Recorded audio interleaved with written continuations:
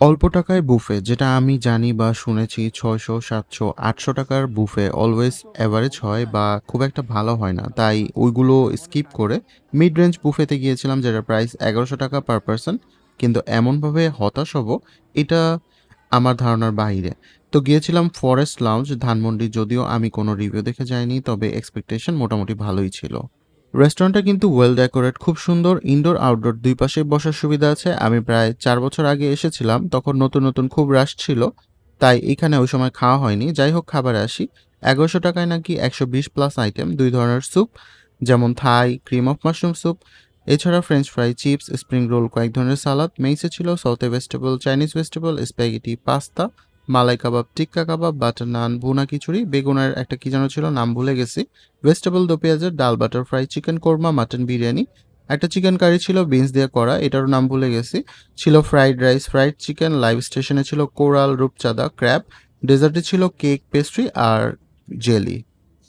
সবাই বলে বুফেতে বিফ খেয়ে নাকি টাকা তোলা যায়, তাই আমি সবার আগে বিফ নিলাম। যেহেতু আমরা ৩ জন ছিলাম তাই ৩ জনের জন্য সেম প্লেটে নিয়ে নিছি। সত্যি বলতে রান্নাটা ভালো হইছে কিন্তু বিফ 70% শক্ত ছিল, ছেড়া যাচ্ছিল না।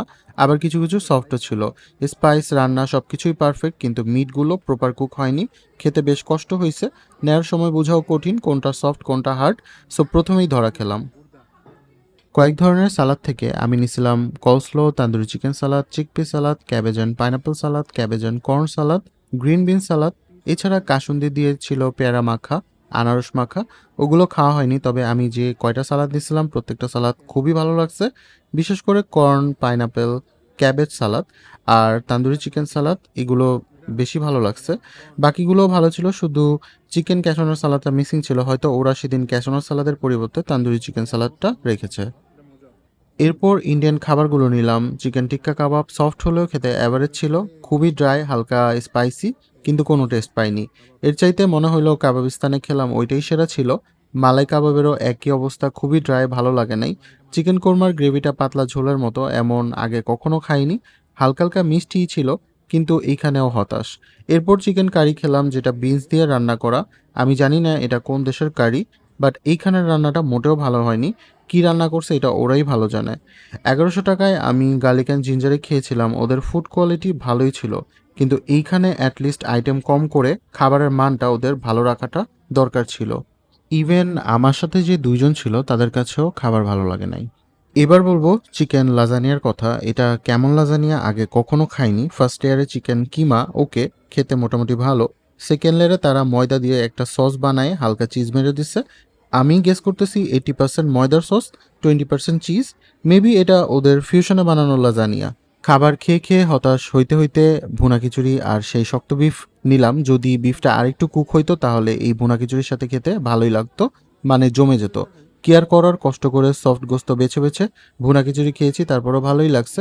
খিচুড়ির সাথে আমি সেই বেগুন ফ্রাই নাকি অন্য কোনো দেশের স্টাইলে বানানো নাকি ওদের ফিউশনে বানানো, যেটাই হোক খেতে কিন্তু ভালোই লাগছে। ওদের লাইভ স্টেশনে ছিল কোরাল বারবিকিউ, রূপচাঁদা ফ্রাই, ক্র্যাব বারবিকিউ। আমি গিয়ে কোরাল আর ক্র্যাবটা পাইছি। রূপচাঁদা সার্ভ করতে শেষ। রিফিল কিছুক্ষণ পর হবে। আরেকটা কথা বলা হয়নি, খাবার ভালো না হলেও ওদের রিফিল কিন্তু বেশ ভালোই হচ্ছিল। আচ্ছা, কোরাল বারবিকিউটা একেবারেই বাজে ছিল, কুক ঠিক মতো হয়নি। স্পাইসগুলো স্টিল কাঁচা। মাছ থেকে আমি একটা র স্মেল পাইছি।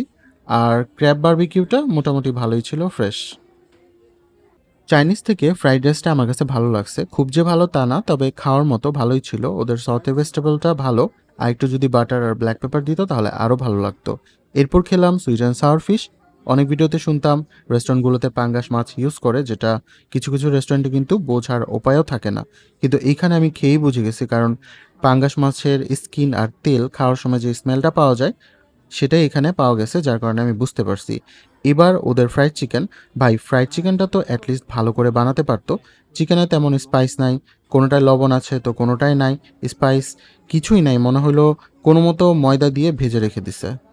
মাটন বিরিয়ানি, যেটা এক কথায় ফালতু মনে হয়েছে, চাল কোনো মতো সিদ্ধ করে রাখা। আর রূপচাঁদা ফ্রাই রিফিল হওয়ার পর নিয়ে আসছি। মাছটা অনেক আগের, এটা কাছ থেকে স্মেল নিতেই বোঝা যাচ্ছে। যার কারণে একেবারে ক্রিস্পি করে ফ্রাই করছে। একটুও ভালো ছিল না।